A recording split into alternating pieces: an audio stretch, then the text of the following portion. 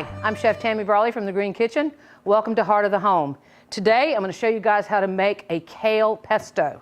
For those of you that don't know, pesto actually means mixture.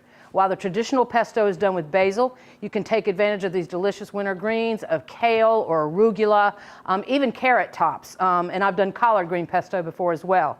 Today we're going to work with some delicious kale, and what we're going to do is use our food processor. I could do it all by hand if I wanted to, but handy dandy food processor is great.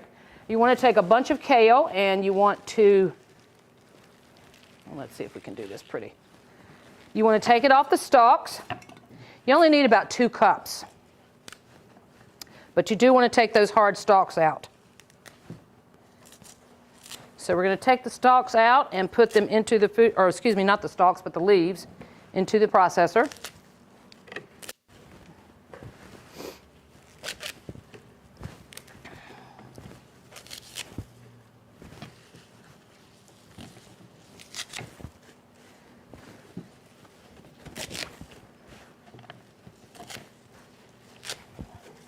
All right, we got about 2 cups in there or so.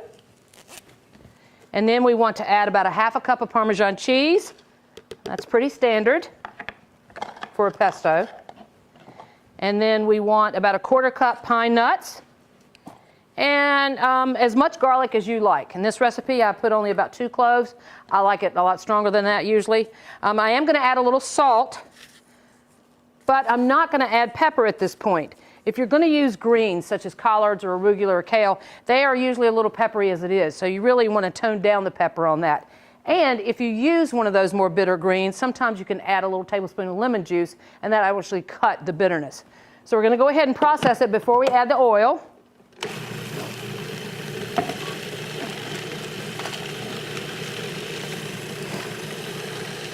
Looks really nice. We're going to go ahead and add some oil through the top. Now, how much oil? That's always a good question. It really depends on how you're going to use the pesto. We actually have this tossed with some pasta today. However, you could also take the pesto when it's ready. You can rub it on chicken breast and grill it. It's a great versatile vegetable there. So we want to check a look at the consistency using our spatula here. This is kind of thick, so we're going to go ahead and thin it out a little bit more.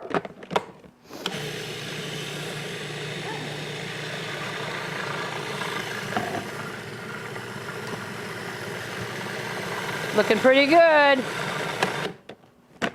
Oh, this is beautiful. Excellent. So, our pesto is actually ready. I'm going to go ahead and put it in a bowl here.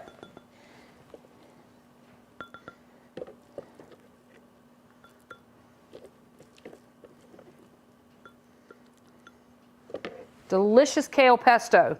A little tip from years ago, I had a client I was doing a lot with collard greens, and she got a little tired of the collard greens.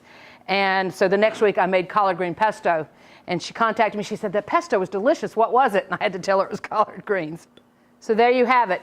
Pesto from beautiful kale. Again, it's a very versatile vegetable that you can use. Here I have tossed it with some fettuccine, one of my favorite noodles. But you can also take the pesto and rub it on the chicken breast, throw it on the grill, or even a shrimp kebab. That's a great way to use it as well. I'm Chef Tammy Brawley with the Green Kitchen. Join us next time on Heart of the Home. Recipes from the Heart of the Home can be found on the Virginia Farm Bureau website at vafb.com/recipes, as well as on Chef Tammy Brawley's website at greenkitchenrichmond.com.